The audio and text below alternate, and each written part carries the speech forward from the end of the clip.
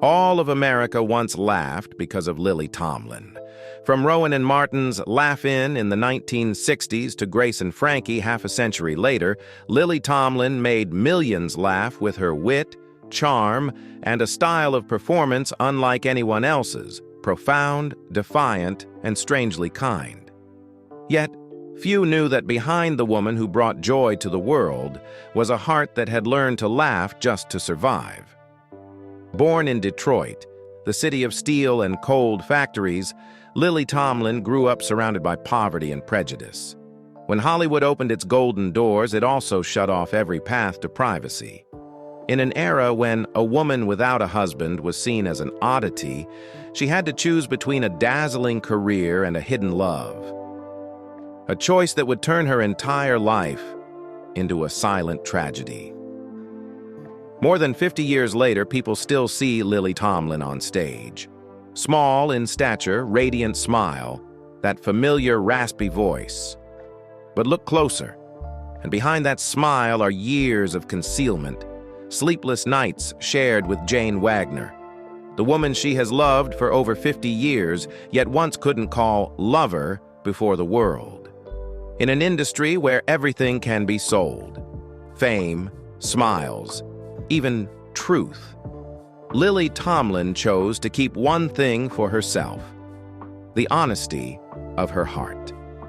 And it was that very honesty, the thing that both exalted her and isolated her, that made her one of the most complex, tragic, and admirable women in Hollywood history.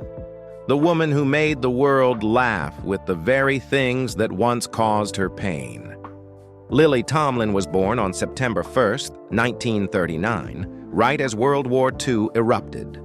While the world shook under the roar of bombs, little Mary Jean Lily Tomlin came into being inside a cramped Detroit apartment building with 40 units, a place where every door opened to a different world, filled with distinct voices, smells, and personalities. It was there, amid the soundscape of the working class, that Lily developed a rare gift: to listen, to remember, and to imitate. Her parents, Guy Tomlin and Lily May, were laborers who had migrated from Kentucky to Detroit during the Great Depression, carrying a simple hope that the industrial city would give them a better life. Her father worked in a factory, her mother, a nurse and homemaker. A devoted, quiet woman who tried her best to keep their small home from being swallowed by the harsh rhythm of urban life. From an early age, Lily showed an extraordinary talent for observation. While other children played with dolls or kicked balls down the street, she sat in the hallway of the apartment building, listening to the neighbors. The old lady downstairs with her slow Kentucky drawl, the factory worker upstairs grumbling in a thick industrial accent, and mimicked them perfectly. No one knew that those childhood impersonations of the neighbors would later become the foundation of her singular brand of comedy, satirical, truthful, and full of compassion. The Tomlins were Southern Baptists, but Lily soon realized she couldn't find faith in the Bible. She grew up surrounded by sermons on righteousness, yet felt that God was somewhere out of reach, and by adulthood, she had become an atheist.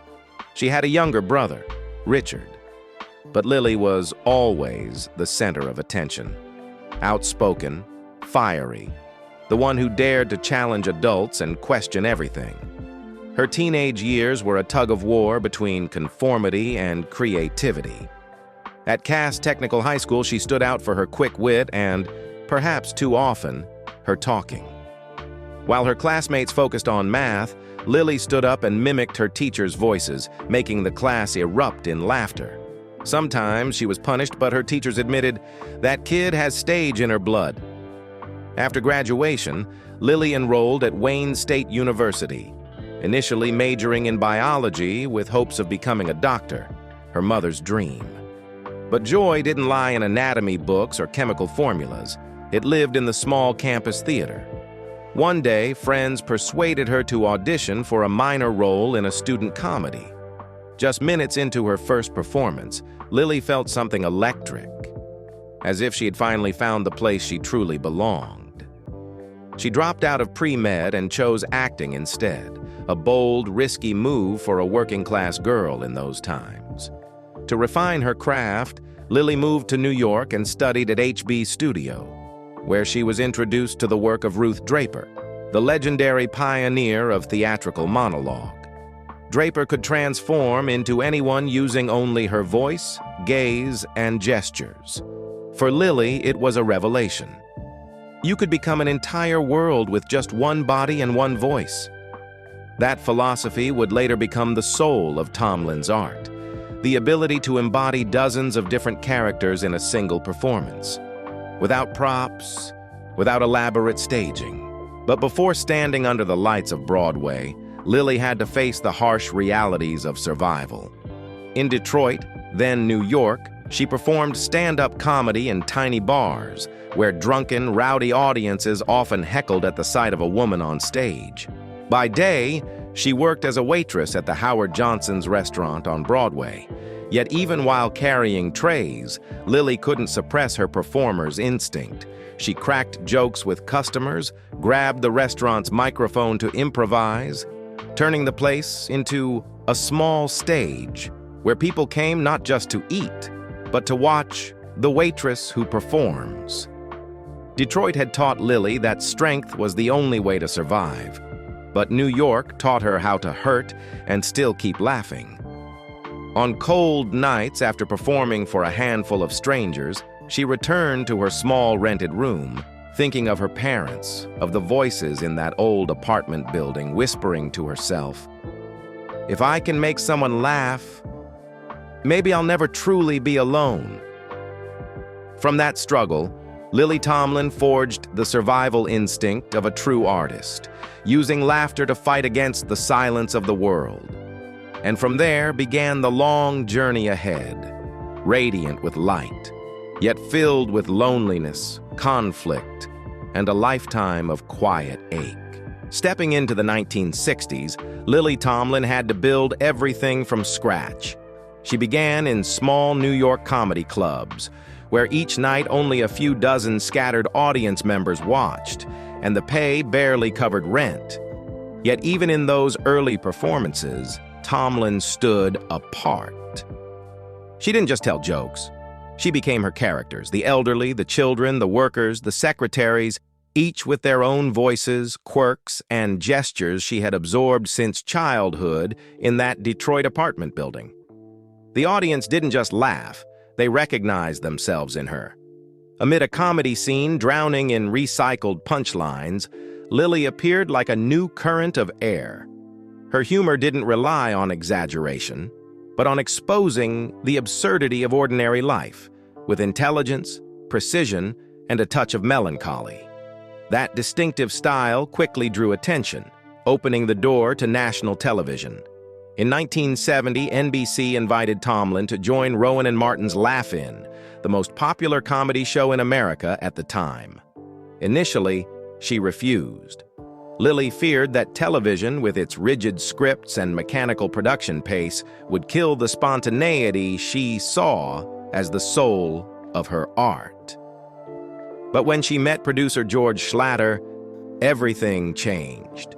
He not only recognized her talent, but gave her full creative control over her characters, almost unheard of for a female performer back then. And Lily Tomlin did not waste that trust. Within months, she created characters that made America laugh, and then quietly reflect on itself. Most iconic was Edith, a mischievous 5-year-old perched on an oversized chair, delivering philosophical truths about adults in a childlike yet razor-sharp voice. When Lily first proposed the character, producers protested, "Too bratty. The audience won't like a kid who mocks grown-ups." Tomlin didn't argue. She simply stepped onto the stage, transformed into Edith before their eyes, with a southern drawl and innocent expressions drawn from the children she'd watched growing up. When she finished, the room was silent for a few seconds, then erupted in laughter. Edith instantly became a cultural phenomenon. Soon after came Ernestine, the snarky, fast-talking telephone operator who mocked the hypocrisy of middle-class America. The two characters, one a child who told the truth, the other an adult who lied for a living, became dual mirrors of 1970s American society. And Lily was the only performer who could make both feel painfully real.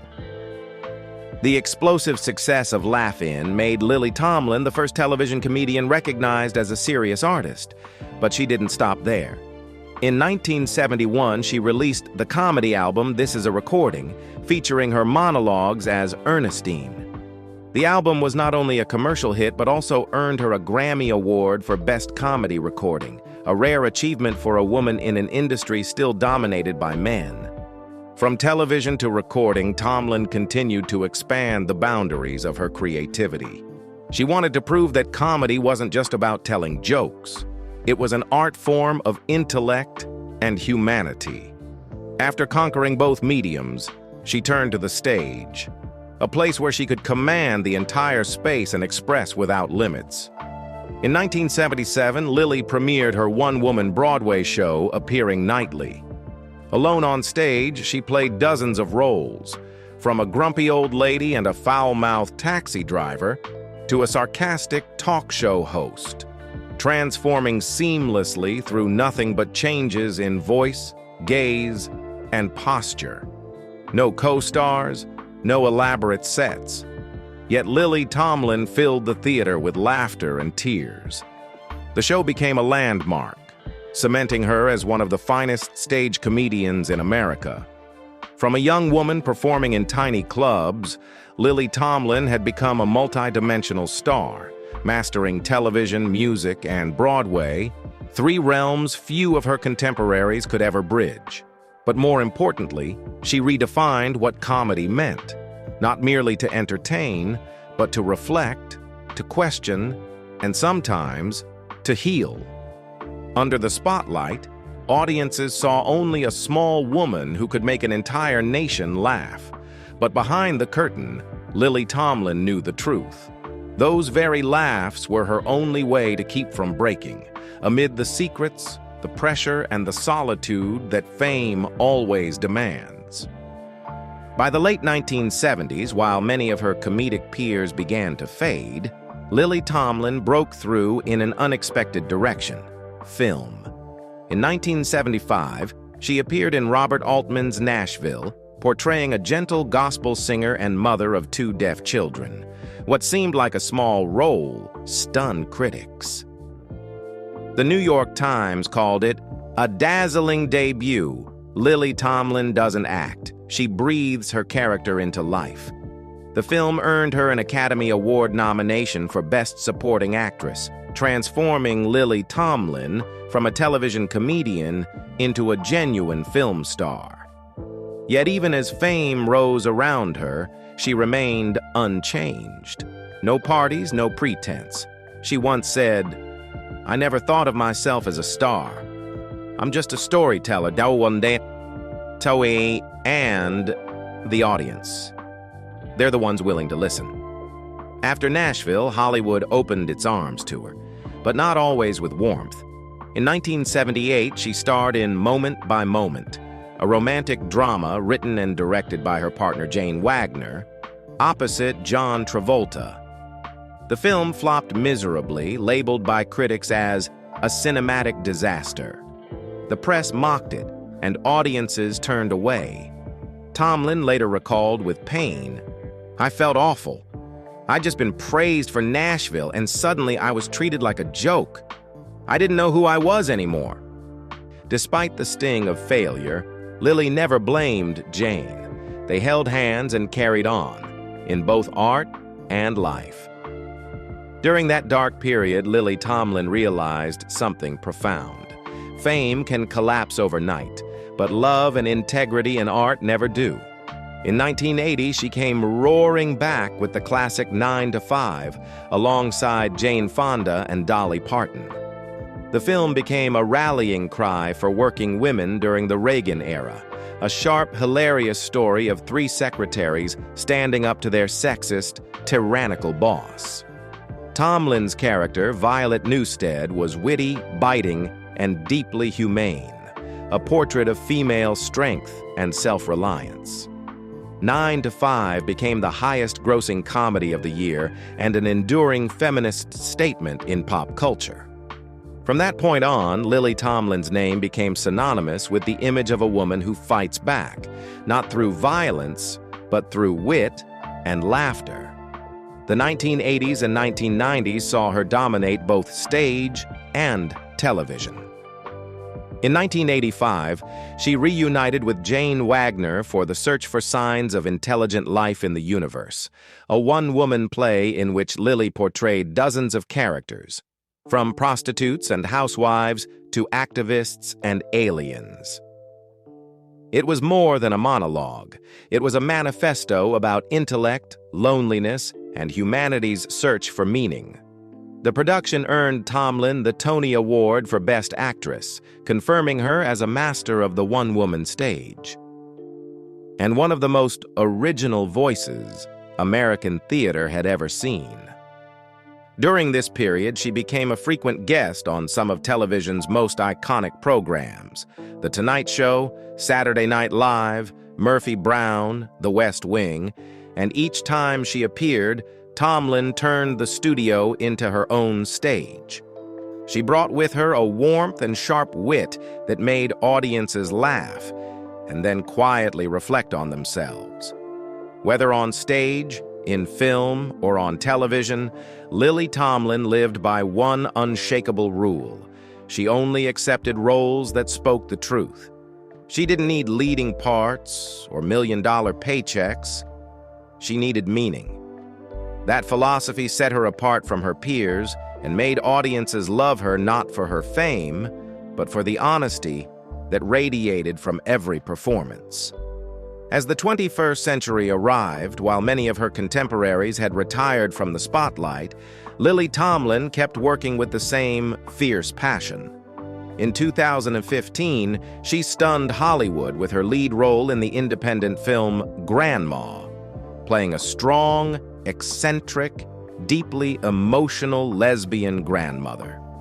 The performance earned her a Golden Globe nomination for Best Actress, proof that even in her 70s, Tomlin could still carry a film with nothing but authenticity and heart. That same year, she reunited with her longtime friend Jane Fonda for the Netflix sitcom Grace and Frankie, the story of two women left by their husbands for each other. The show ran for 7 seasons, 2015-2022, and became a global phenomenon for its humor, humanity, and compassionate portrayal of older women. Tomlin's character, Frankie Bergstein, free-spirited, rebellious, and full of love, felt almost like a mirror of her true self. In 2017, Tomlin and Fonda appeared together in a TED Talk about friendship, aging, and the resilience of women. Tomlin said, "What I look for in friends is fun, courage, a little rebellion, and above all, the belief that there's still something worth living for." The audience erupted in applause, not just because she was funny, but because Lily Tomlin embodied every word she spoke.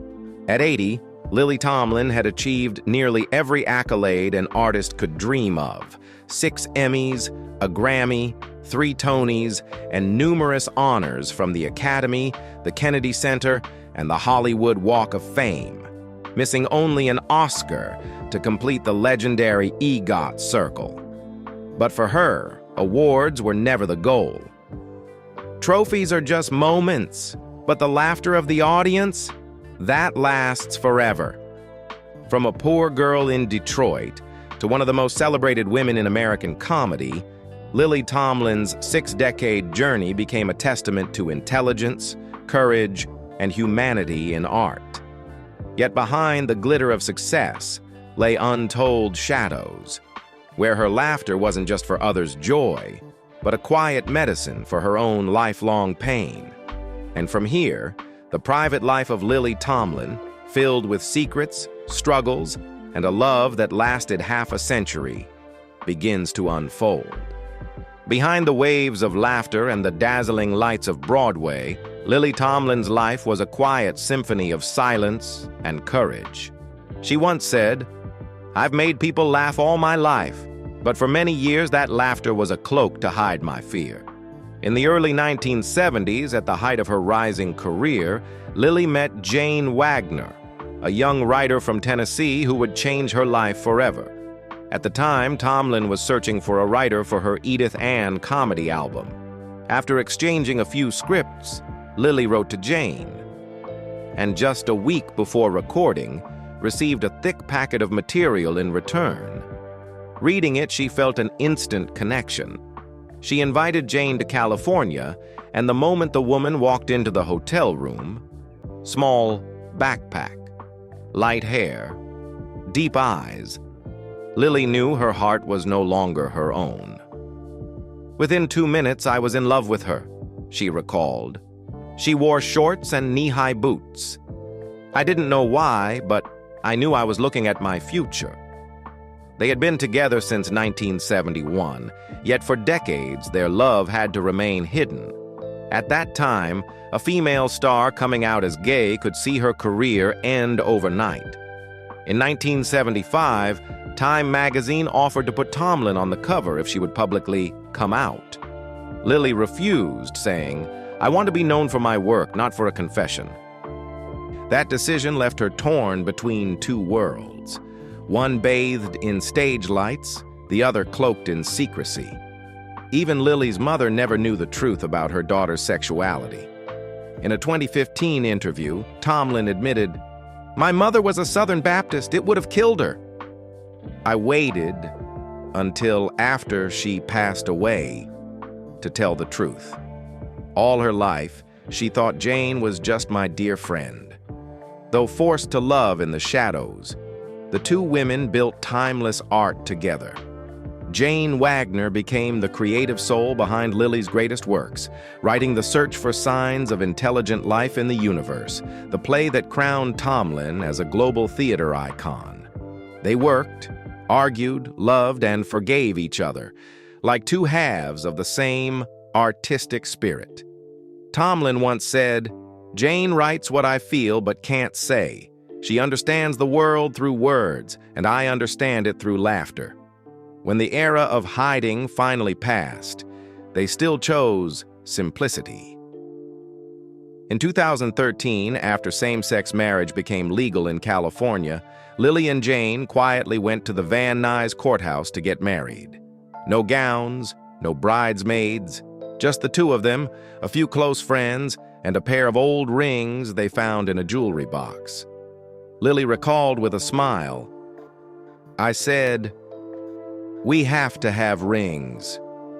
So I rummaged through my jewelry box and found two old bands.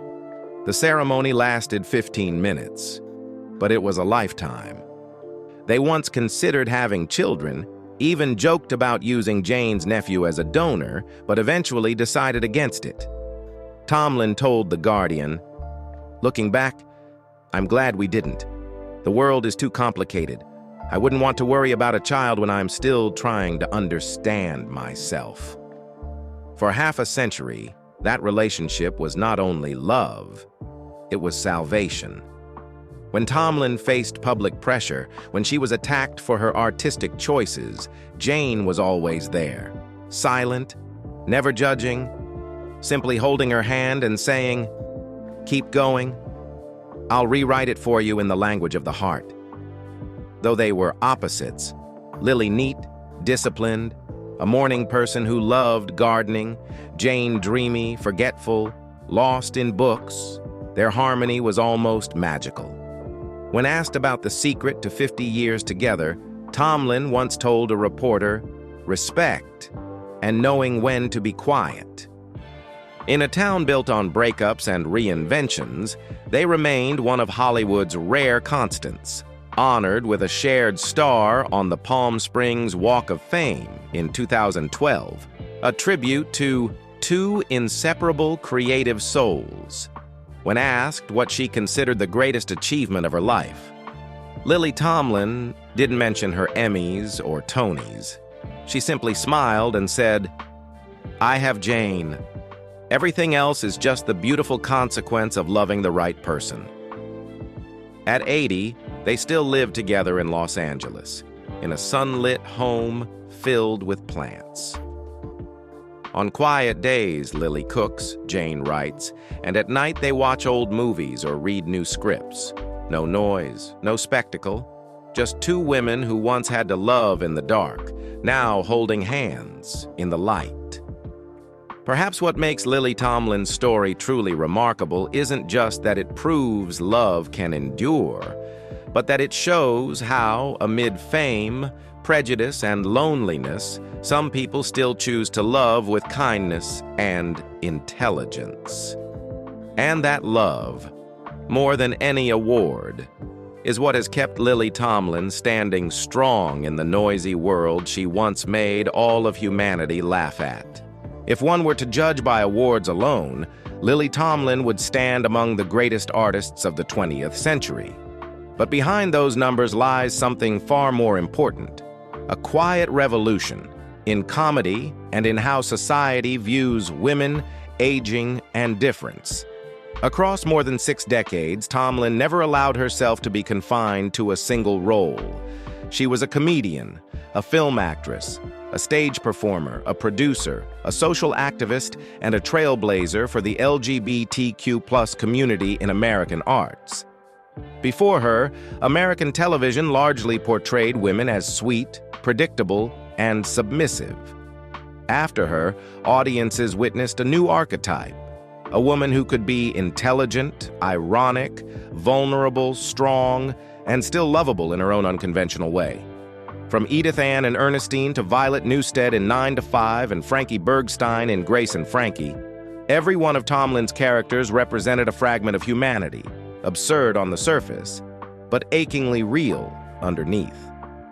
Critics have called her a storyteller through comedy, not because she mastered punchlines, but because she used laughter as a mirror reflecting society, its greed, its hypocrisy, and its desperate longing to be loved.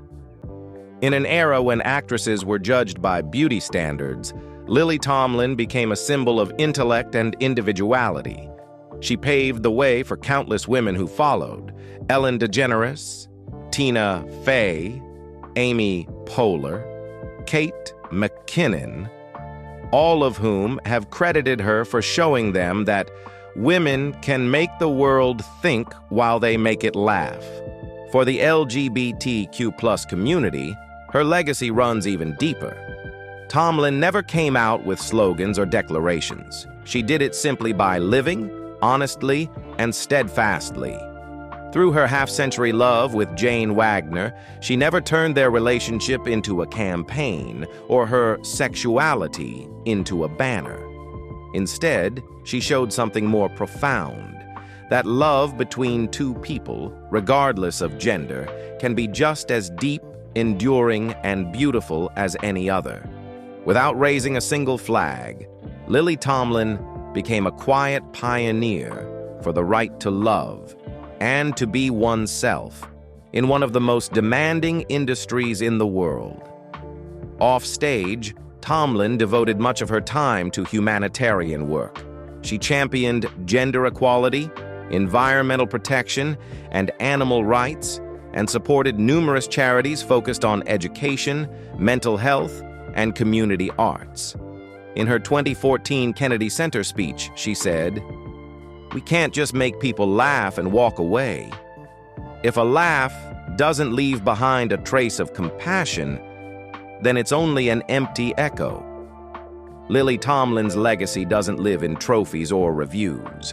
It lives in the way people remember her, as an artist who dared to be honest, to be vulnerable, and to be kind. She proved that comedy isn't a way to escape tragedy. It's a way to live alongside it, to look pain in the eye and still find a reason to laugh. In 2023, when the Academy presented her with the Lifetime Achievement Award, many young actors rose to their feet as her name was announced. Jane Fonda, holding back tears, said, "Lily didn't just make us laugh, she made us better. She taught me that compassion is the highest form of intelligence." The Guardian once wrote, If Chaplin made the world cry while it laughed, Lily Tomlin made the world think while it smiled. And perhaps that is her eternal legacy, a kind of laughter that is neither loud nor cruel, but deeply human. A comedy that doesn't rely on beauty or spectacle, only on a heart sincere enough to recognize another's pain. Lily Tomlin never tried to become a legend, but through her calm, humility, and quiet courage, she became the kind of woman history cannot forget or ever replicate. Born on September 1st, 1939, Lily Tomlin is now 86 years old. Yet if you saw the way she walks onto a stage, tells a story, or lands a joke, you'd never believe time has gone that far. She still lives exactly as she entered the world of art, quietly, differently, and bursting with creative energy. After Grace and Frankie ended in 2022, marking Netflix's longest-running series led by two women over 70, Tomlin chose not to rest. In 2023, she reunited with Jane Fonda for the independent film Moving On, a story about two elderly friends seeking justice for an old wound. The film, though modest, resonated deeply. Critics praised it as a lesson in the power of women in later life, told through humor and dignity. Through 2024 and 2025, though she no longer takes leading roles as often, Lily continues to appear in interviews, public talks, and tributes celebrating her career. She and Jane Fonda often attend anniversary events for 9 to 5, the feminist landmark that made them pioneers of women's cinema. They still joke, hug, and laugh together before the cameras as if time had never passed. Off-screen, Lily lives with Jane Wagner, her life partner and creative soulmate of more than 50 years, in a sunlit home in Los Angeles. Their house has a small garden, a study lined with books and photos where Lily still writes and Jane edits scripts. She once said, "When I wake up, Jane is there. When I work, Jane is there. And when I forget who I am, she reminds me, you're the person who makes others believe they're not alone." At 86, Lily's health remains astonishingly strong. She's a vegetarian, practices yoga and meditation every morning, takes walks around the neighborhood, and still drives herself to the market. She doesn't drink, doesn't smoke, doesn't party. As she once joked, "I've lived in Hollywood my whole life, but I've never really belonged to it." It's that simple, grounded lifestyle that's kept both her mind and spirit clear. Though her eyes bear wrinkles and her voice has deepened, Lily's humor, wit, and warmth remain untouched. In recent interviews, she speaks of aging with rare serenity. 80 isn't a cliff, it's an open sky. When you have nothing left to prove, all you want is to live more kindly. And she truly does. Tomlin continues to support environmental, gender equality, and animal rights organizations, often appearing at fundraisers and art workshops for students. In 2024, she received the Women's Equality Trailblazer Award, recognizing her and Jane Fonda as two cultural icons who reshaped what it means for women in entertainment to speak and to lead. Every now and then, Tomlin still appears on talk shows, quick-witted, sharp as ever, capable of sending audiences into laughter with just a raised eyebrow. When asked if she's ever thought about retiring, she laughed and said, "Retire? How can you retire when your job is to make people feel less alone?" Now, with the spotlight softer and fame no longer the goal, Lily Tomlin stays not for recognition, but for love. Love for her craft and for humanity itself. In her peaceful Los Angeles home, she is still that girl from Detroit, the one who believes that if she can make someone laugh, the world might just be a little less cruel. And perhaps that is the true triumph of 86, not needing fame to be remembered, but being remembered for making others feel warm again. Lily Tomlin's laughter, gentle as breath, remains a tender light shining through the loneliness of humankind. After more than 6 decades under the spotlight, Lily Tomlin leaves behind not just dozens of roles, hundreds of laughs, or a shelf of glittering awards, but something far rarer in such a glamorous world: a philosophy of life. She showed that comedy is not mockery. It is a way to love humanity. From a poor girl in Detroit, listening to the voices of her neighbors to mimic them on stage, to an 86-year-old woman still telling stories with that mischievous sparkle in her eyes, Lily has never changed at her core. She has always believed in people. Though often misunderstood, labeled difficult, or deemed unfit for Hollywood's molds, she walked her own path, quietly, uncompromisingly, and always with grace. In a world where laughter is often dismissed as something light, Lily Tomlin reminded us that laughter can also be an act of courage. When she played absurd characters, she revealed loneliness. When she made people laugh, she helped them confront themselves. And perhaps that's why her laughter never fades when the curtain falls. It lingers, like a melancholy but warm note in the minds of those who've heard it. To fellow artists, she is a trailblazer. The woman who opened doors for others in comedy, cinema, and creative thinking. To the LGBTQ+ community, she is proof that love doesn't need to shout to exist. It only needs to endure and stay true. To audiences, she is the storyteller who speaks through laughter, the one who made the world realize that humor too has a soul. Looking back on her journey, one truth stands clear. Lily Tomlin never chased fame. Fame found her, because the world always seeks those who live authentically in an age of illusion. She once said, "If there's anything I'm proud of, it's that I've lived long enough to make people laugh, and to make them think once the laughter stops." Indeed, Lily Tomlin's greatest legacy isn't housed in museums or carved on stone. It lives in the memories of millions who have laughed, cried, and felt understood by a small, brave, and deeply compassionate woman. Lily Tomlin, the woman who made the world laugh, not to escape pain, but to face it bravely. And what about you? When you think of her, will you remember the laughter or the tears behind it? Share your thoughts below. And don't forget to subscribe so we can continue exploring the stories of Hollywood's legends like Lily Tomlin, told with emotion, respect, and love for the souls who have given their lives to art.